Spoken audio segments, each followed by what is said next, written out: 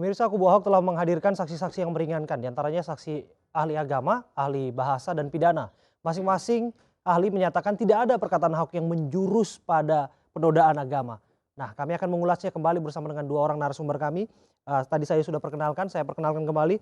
Ada Bung Ihsan Abdullah dari Wakil Ketua Komisi Hukum dan Perundang-undangan Majelis Ulama Indonesia. Assalamualaikum. Selamat Waalaikumsalam petang, warahmatullahi. Bung Ihsan. Selamat petang. Dan Bung juga Abraham. Bung Iwayan Sudirta yang merupakan tim litigasi Basuki Cahayapurnama. Iyalah, kawannya Pak Iksan juga lah. Salaman dulu nih. Salaman. Selamat Baik, malam. Bapak. Iya, selamat malam. Iya. Ini bukan ketemu di cross sini. examination layaknya persidangan Iya. kemarin, bukanlah perdebatan, namun kita akan bahas secara tegas. Di ujung telepon kami juga sudah tersambung bersama dengan ahli agama, yakni Rai Suriah dari PBNU, Pak Ahmad Isomuddin. Assalamualaikum. Selamat petang, Pak Kiai. Waalaikumsalam warahmatullahi. Pak Kiai, saya terlebih dahulu ke Pak Iwayan Sudirta. Pak Iwayan, Ya. dengan menghadirkan Pak Kiai di persidangan kemarin, Pak Kiai Ahmad Isomuddin kemudian menuai kritik begitu, bahwa kan sudah pernah ada yang namanya ahli dihadirkan oleh JPU dari PBNU, yaitu Kiai Haji Miftahul Akhyar yang merupakan wakil Rais Am PBNU. Lantas mengapa tiba-tiba muncul nama Kiai Haji Ahmad Isomuddin? Kalau sekarang yang paham kesehatan nggak mau periksa ke satu dokter, pasti dia cari perbandingan 2, 3. Kalau dia udah ke Singapura, ke Australia lagi, memastikan betul nggak dia sakit. Jangan-jangan dia tidak perlu obat, hanya perlu nasihat. Gitu. Sama, kita kan mencari keadilan yang hakiki dalam perkara pidana. Tentu para kiai ini kita ingin dengar sebanyak-banyaknya. Tokoh-tokoh agama kita ingin dengar sebanyak-banyaknya. Ahli hukum, ahli bahasa, agar keputusan itu adil seadil-adilnya, agar pengadilan memperoleh masukan sebanyak-banyaknya sehingga mudah nanti memutuskan. Apa fungsi ahli? Membuat perkara menjadi terang. Apa fungsi saksi? Agar diketahui fakta-fakta yang di lapangan, yang dia lihat, yang dia ketahui, yang dia alami sendiri.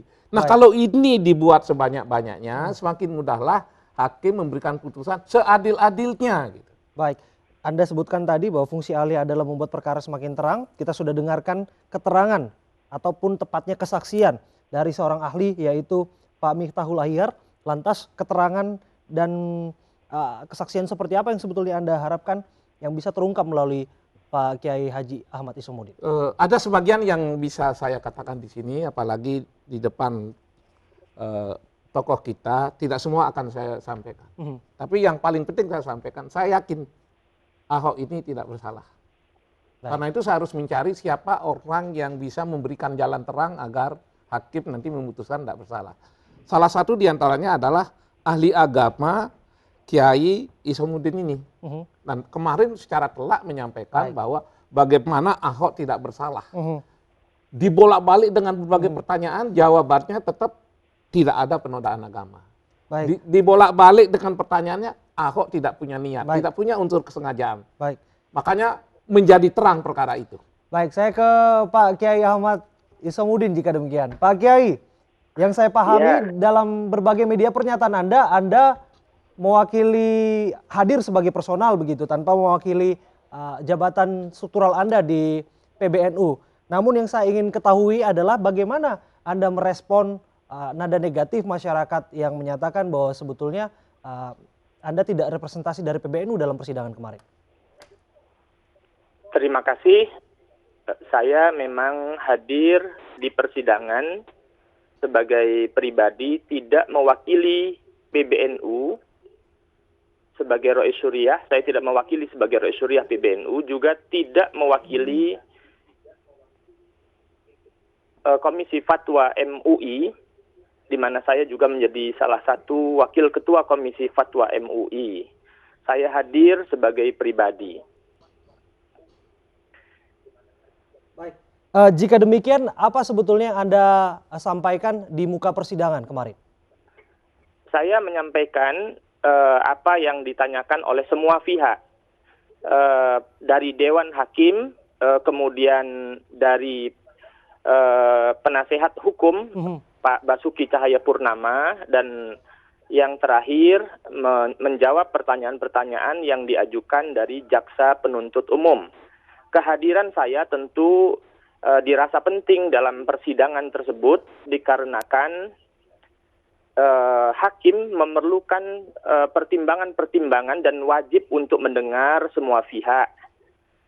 Karena hakim dituntut untuk bersikap jujur, adil, dan mengikuti aturan-aturan yang terdapat di dalam perundang-undangan, sehingga hakim tidak bersikap zolim, misalnya dengan cara menghukum orang yang tidak bersalah dan membebaskan orang yang bersalah. Yang demikian tidak diperkenankan. Jika hakim bisa membuktikan bahwa Pak Ahok benar-benar bersalah, maka wajib untuk dihukum sesuai dengan kesalahannya. Namun apabila memang tidak bisa dibuktikan kesalahan dari Pak Basuki Cahayapurnama, bahwa beliau benar-benar telah menistakan Al-Quran, khususnya Quran surat Al-Maidah ayat 51, atau yang dituduhkan telah menistakan ulama, maka hakim wajib juga untuk membebaskan beliau dari tuduhan-tuduhan itu apabila hakim tidak bisa Pak Kiai, menunjukkan kekeliruannya. Pak Kiai, saya ingin Ya. tahu sebetulnya yang merekomendasikan Anda sebagai ahli agama dalam persidangan kemarin siapa, Pak? Tidak ada, saya diminta oleh ada surat masuk, saya lupa surat masuk itu dari penasihat hukum saya kira. Iya. Baik, apakah kemudian undangan tersebut dan permintaan tersebut menjadi ahli diketahui sebetulnya dalam struktur organisasi PBNU jika kemudian Anda hadir kemarin dalam persidangan ke-15?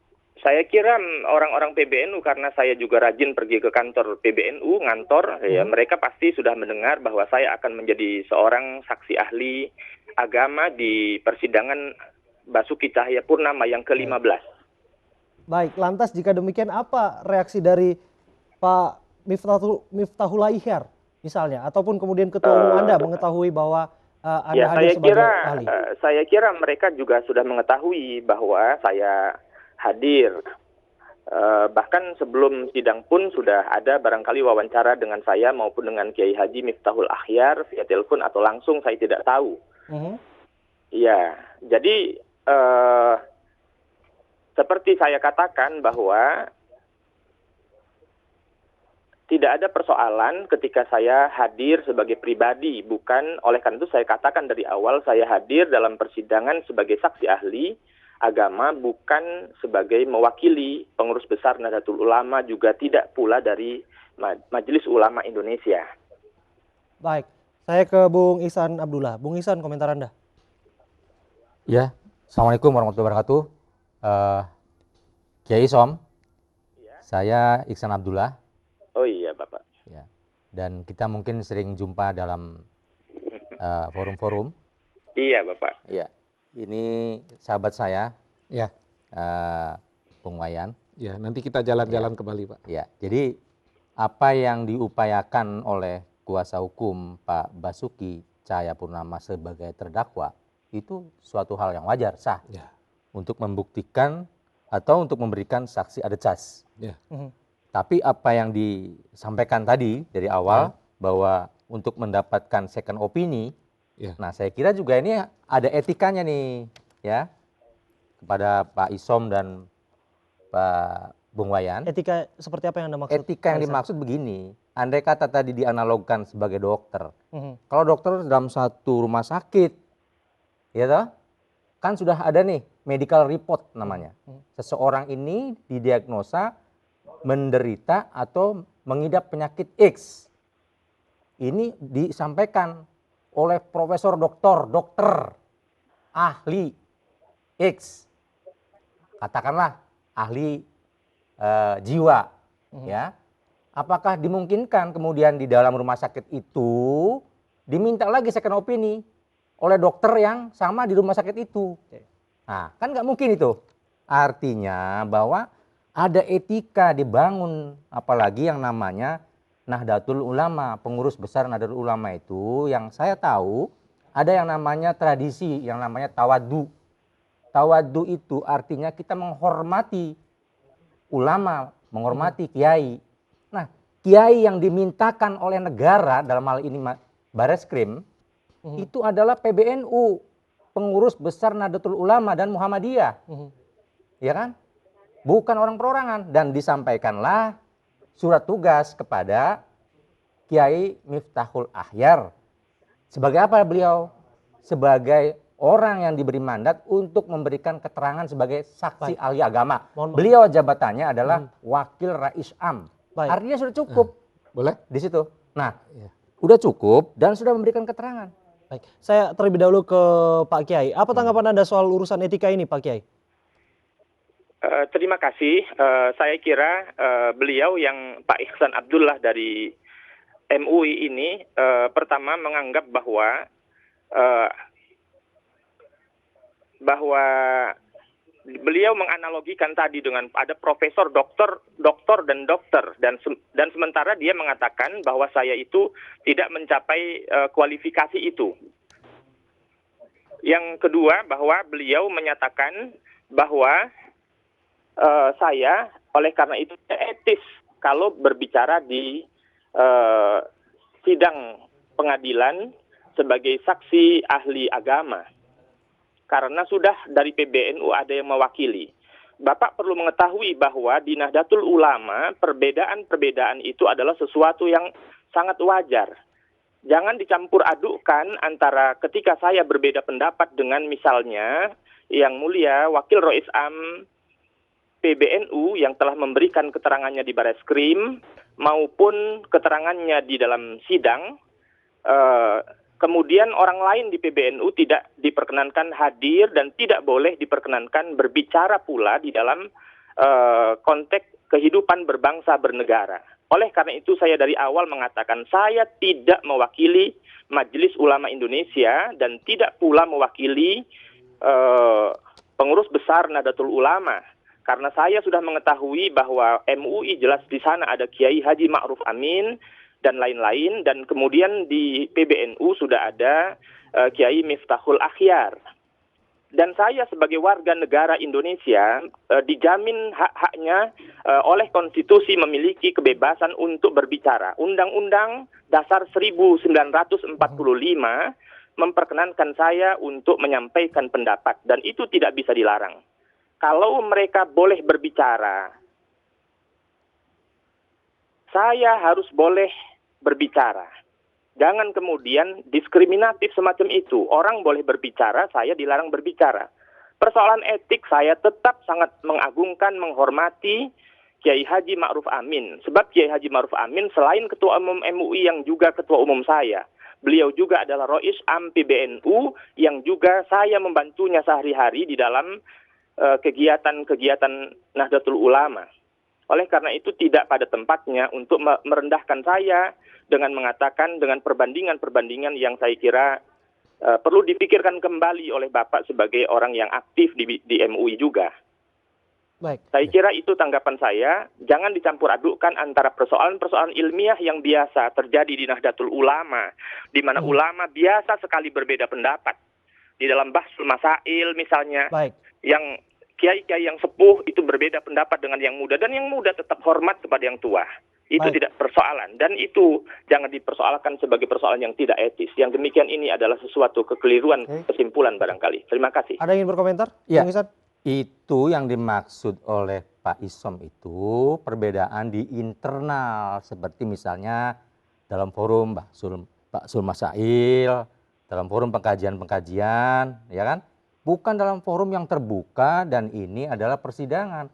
Anda tahu Pak Isom bahwa siapa yang Anda dihadirkan oleh di pengadilan itu bukan hakim yang meminta Anda hadir untuk memberikan keterangan, tetapi kuasa hukum kita nih, saudara kita nih Pak Wayan yang meminta Anda hadir. Kuasa hukum penegak hukum juga, Bos. Satu ya, kemudian yang kedua, Anda tahu tidak sebagai apa Anda hadir di sana, dalam kasus apa Anda dihadirkan di sana.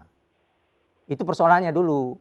Bukan masalah perdebatan atau berbeda pendapat itu sah, apalagi di kita negara demokrasi yang sangat menghargai betul perbedaan pendapat. Tetapi apakah etis Anda berbicara sebagai apalagi pengurus ya MUI, juga Anda sebagai pengurus Nahdlatul Ulama ya toh, yang berbeda dengan pimpinan tertinggi kita, Rais Am dan Wakil Rais Am. Itu rasanya nggak elok. Dan hari ini saya katakan Anda sudah merusak tradisi Nahdlatul Ulama yang patuh dan taat terhadap ulama kita. Jadi saya mengingatkan agar ini cukup satu kali saja, jangan ada lagi tradisi yang dibangun ratusan tahun oleh para pendiri NU, kiai-kiai sepuh kita, kiai-kiai NU kita, ya dirusak oleh cara-cara seperti ini. Bayangkan apabila di satu majelis, apakah mungkin seorang kita yang masih muda kemudian harus tampil di depan, sementara di depan ada majelis, ada ulama sepuh yang kita muliakan. Itu contoh tradisi NU yang dibangun. Pandainya seperti apa, tinggi ilmunya seperti apapun, kita tidak mungkin akan berada di depan majelis, di depan podium. Baik. Ketika di sana ada ulama-ulama kita yang kita hormati. Baik. Ketika di sana ada Rais Am PBNU, ketika di sana ada Ketua Majelis Ulama Indonesia, nggak mungkin itu naif. Jadi itulah etos atau etik yang dibangun oleh PBNU. Baik, Bung Ihsan, Bung Wayan dan juga Pak Kiai Haji Ahmad Isomuddin, kita harus break sejenak. Kami akan kembali saat lagi dalam My News Prime. Oke, terima kasih.